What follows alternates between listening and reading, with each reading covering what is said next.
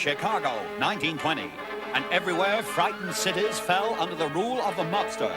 Politicians were mercilessly bribed in the back on their way home from bed. And little Jewish drugstore owners were afraid to talk for fear of sounding like David Kossoff. The only law was the law of the gun.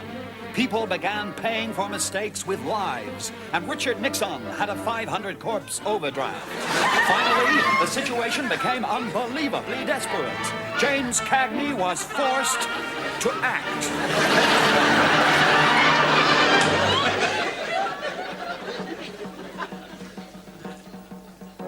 Europe, 1783. And the bloody revolution in France has sent shockwaves throughout the continent. Aristocrats are being guillotined everywhere, but mainly the head. Sentenced to death, Louis XVI refuses to wear a blindfold and still misses the bus. Meanwhile, in Britain, George III has lost the American colonies and then, succumbing to a dreadful madness, found them again. Before long, however, Britain drifts into a happy complacency that is to explode like a powder keg with the greatest social upheaval of all. The Industrial Revolution. Italy, 229 BC, and the supremacy of the mighty armies of Rome remains unchallenged. The Carthaginians, slaughtered in all 16 Punic Wars, decide to sack Tommy Docherty. In Rome, the presiding tribune Tiberius Gracchus is holding an orgy with his wife and losing 5-0.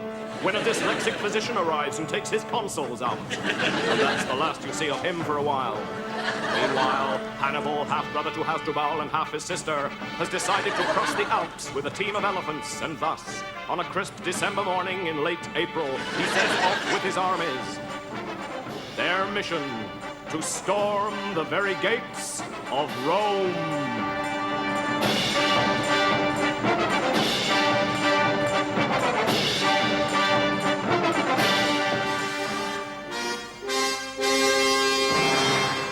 Asia, 1176, and Genghis Khan's Mongol hordes have ravaged... Get on with it! Sorry.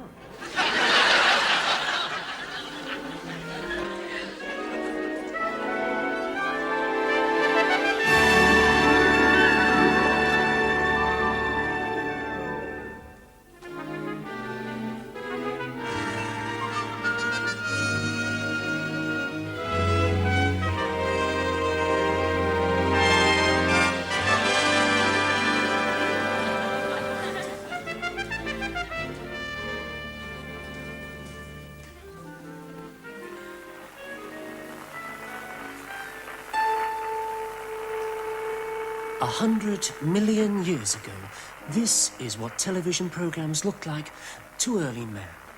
Yet, from this unintelligible mess, sometimes known by its Latin name of Anglia Television's peak time output, were to evolve the most complex, most advanced, most thoroughly irrelevant broadcasts in all the TV kingdom. BBC Two. Today, there are over 560 varieties of BBC Two programme. Almost 4 to each viewer. Yet its origins were a very humble affair indeed. This piece of a now extinct broadcast called Late Night Lineup was found among a collection of fossils and bones appearing on the Michael Parkinson Show. From it, we can build up an accurate picture of what the complete programme must have looked like. By modern standards, of course, this was a very clumsy programme indeed. Then, one day, an organ known as the Kenneth Tynan seems to have transmitted a message which said, reproduce, or a word to that effect. And thus, from this primitive ancestor, evolved the more sophisticated panel shows we know today.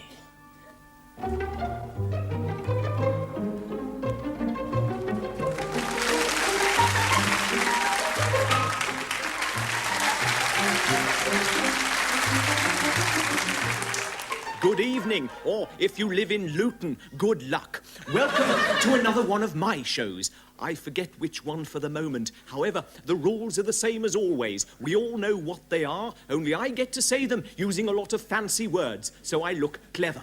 Basically, I sit here looking as though I've got a piece of stale fish under my nose, whilst pathetically trying to hide my bald head with 2 strands of hair combed sideways. And so, without further genius, over to our first team captain, Frank Muir.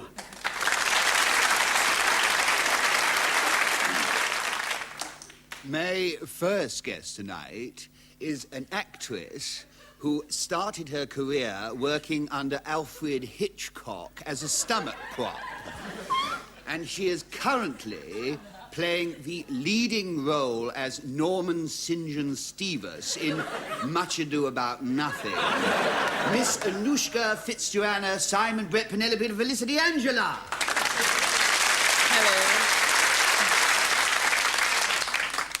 And next, raconteur, gastronome, theatrical rarity.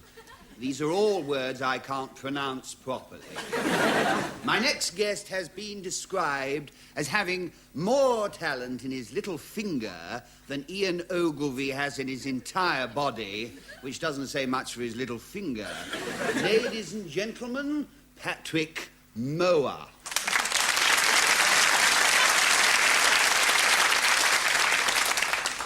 And so, straight on with our first word, which is working class. Patrick. Well, working class is a species of dead gnat found mainly in the detritus of decaying computers waiting for the 915 from Harpenden to St. Pancras, and believed by many to have sexual properties, mainly in Soho. I see. Anushka Fitzjoanna Simon Brett Penelope de Felicity Angela? Yes, well, walking class is actually another name for the piece of wet putty that the Spanish conquistadors used to put up the noses of yaks in labour, or Dennis Healy as they're now known, to try and ward off the effects of income tax. Sounds implausible enough, Frank. Well, actually, working class is a term used to describe a certain social bracket.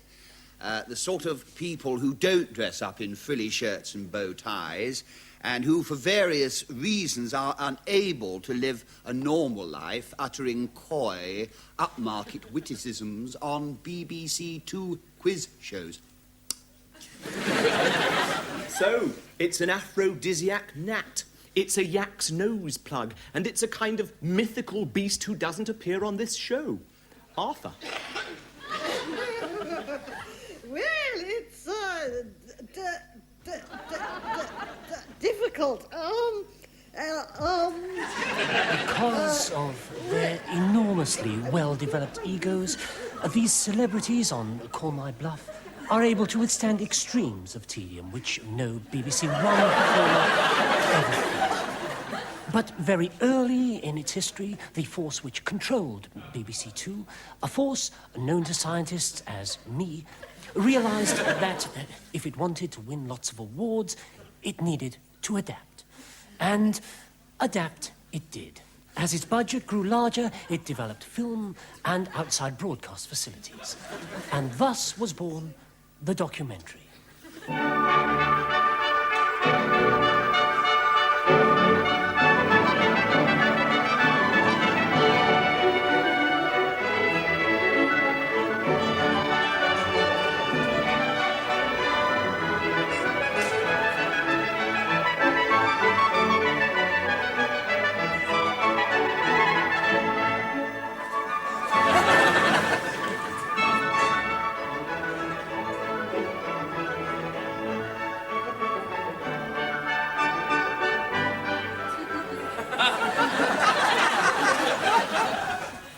Around many of these beautiful old English churches, I'm often tempted to wonder why I can't do a better impersonation of Donald Sindon than this.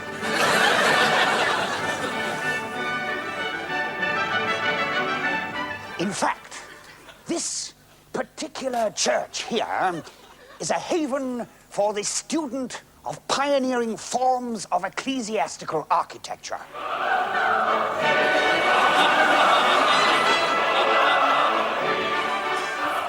For instance, here we have the very first digital sundial.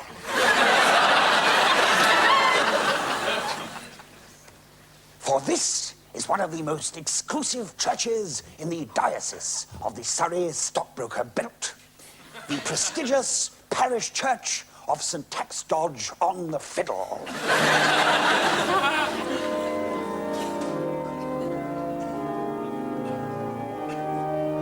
And here we see one of its much-loved members who has been tragically taken in the middle of the financial year, just before his next installment to the Inland Revenue.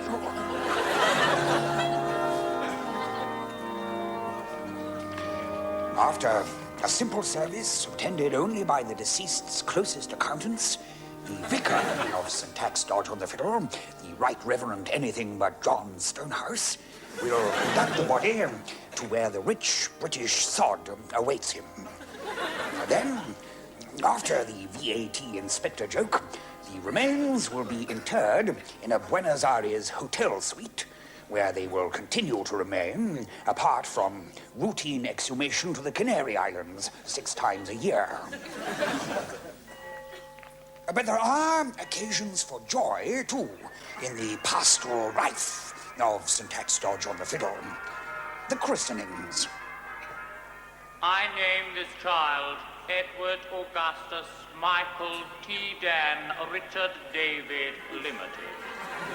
And, of course, weddings.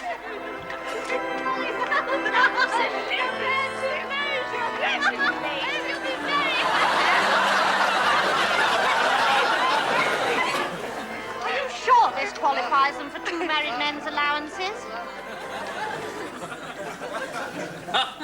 Perhaps the most spiritually unifying event in the calendar of any rural community is the Harvest Festival, a service celebrated even here in these remote Norfolk hills, which are still reputed to be littered with unexploded bombs from the Second World War, where once every year the local farmers gather to sing "We Plough the Fields and Scatter."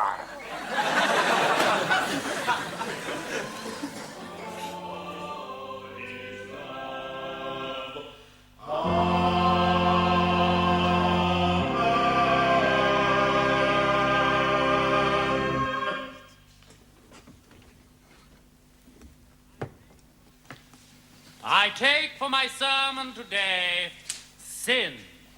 Sin, and in particular, carnal sin. Carnal sin and the pleasures of the flesh. There are many among us who harbor unclean thoughts of such sinful acts, but I say to you that wretched indeed is the man who surrenders to his will and commits them. Who is this man? Does such a heinous and guilt-ridden individual shelter within the respectable portals of this church? No, he does not. No, there is nowhere he can shelter. Nowhere he can escape the awesome wrath of Providence for his fatal indulgence in that most cardinal of crimes against his fellow man. Adultery! Tempted by the heady salacious delights of extramarital fulfillment, would dare to defy his maker by descent into fornication and erotic sexual licentiousness. What manner, indeed? What manner of dread sinner is it who says yes to the lure of Satan, to sink wickedly into Lucifer's most loathsome and damnable physical passions and desires? I say to you today that this man cannot escape foulest retribution, nor penance to flout man's most sacred of laws, to invade his most holy institution, to defile the very sanctity of the bond of marriage. I say to you, this transgressor is damned for all eternity! That's no use, Terry. He's found out. Oh, ruddy Nora.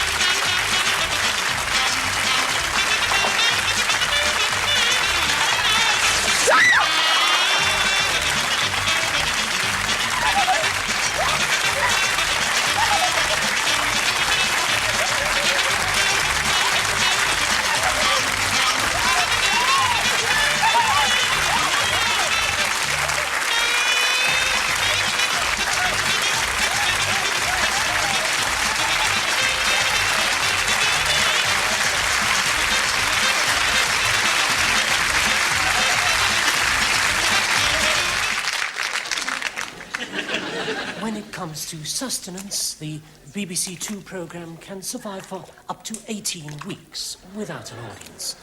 Many shows, too, have learned to specialise in order to trap certain minorities for themselves. And now the news headlines again with subtitles for the hard of hearing. A new government scheme to help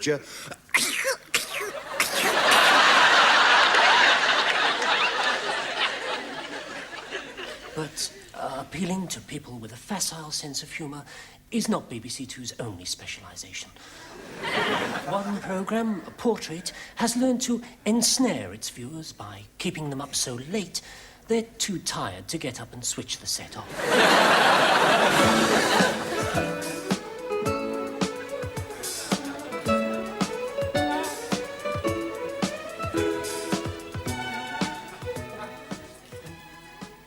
Could you just move your charisma around to the front a little more, Miss Novel? Like this, Miss Cooper. That's super.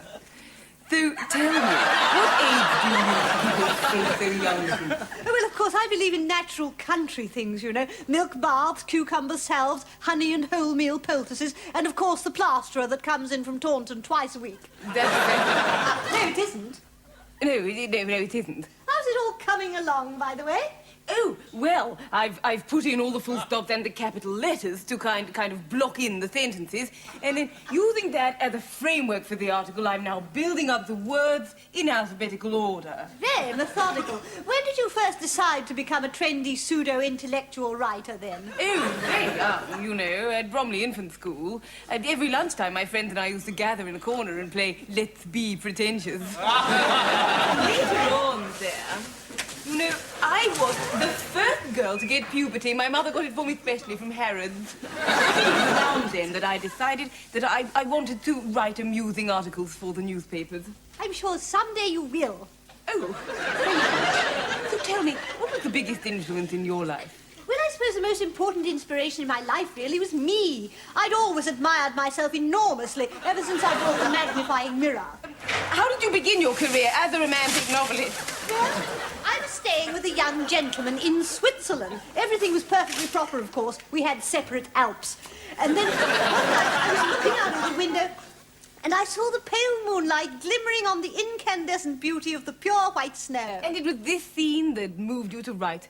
No, it was the unadulterated slush left the next morning. Oh, I see. Of course, I've always gravitated to the really more romantic aspects of life. Every Christmas I tell my grandchildren that Santa Claus comes down the chimney of the stock exchange to pay up gross dividends on their unit trusts. Yes, well, really, that was why I decided it was so appropriate to do this article on you here, inside your dustbin. Quite. The wallpaper is really rather unusual. Oh, well, now, I chose that to match the Baroque style of my kitchen pedal bin. In fact, all the rubbish in here has been specially designed. The Fabergé eggshells, the Saint Laurent tea bags, and the Gucci potato peelings are all I tend to use in here, really.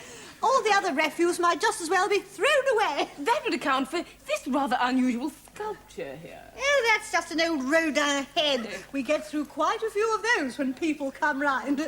Sadly, all these decorations will soon be lost to view, I'm afraid. Oh, why is that? Well, I've decided I must move with the times and get myself a bin liner. It should be here any moment. Ah, here it comes now.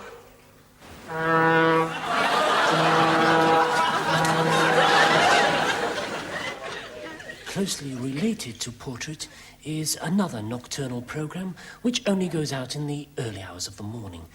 The Interesting Film.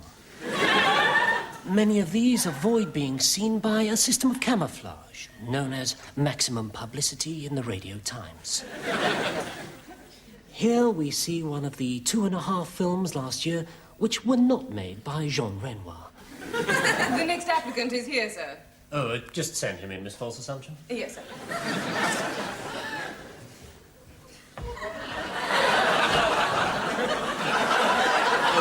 Close the door, will you, please? Oh, yes.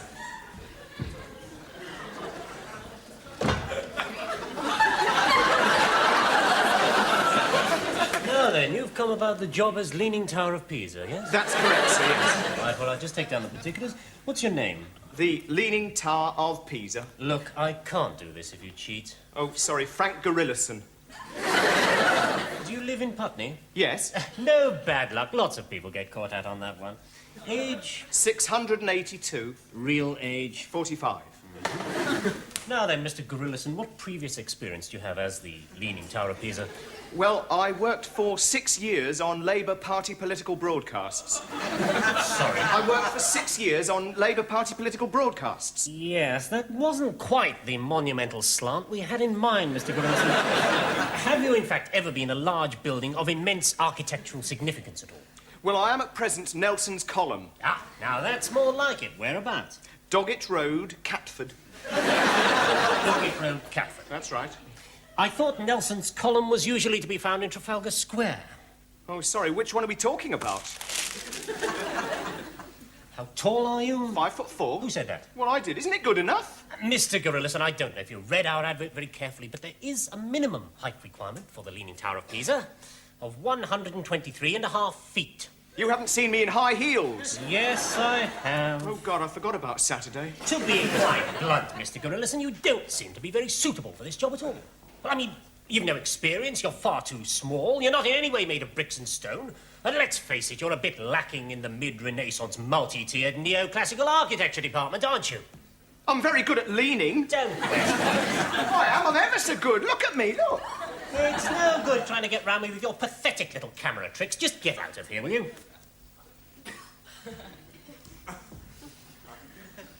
It's because I'm a woman, isn't it? What? It's because I'm a woman.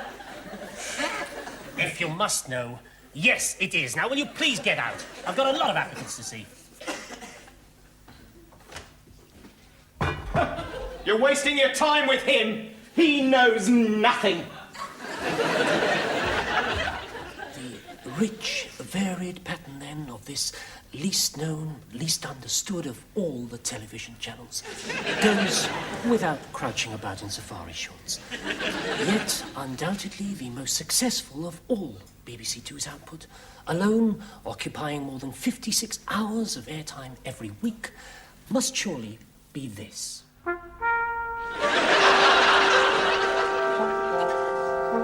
This is the Open Prison. And our first open prison programme today is for jailbirds serving the 25 stretch at home for armed robbery with violence, mass murder and arson in Her Majesty's dock workers.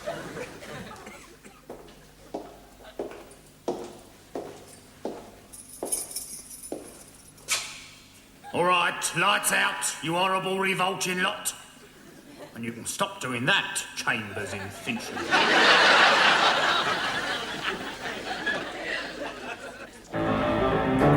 London Weekend Television Colour Production, 1980.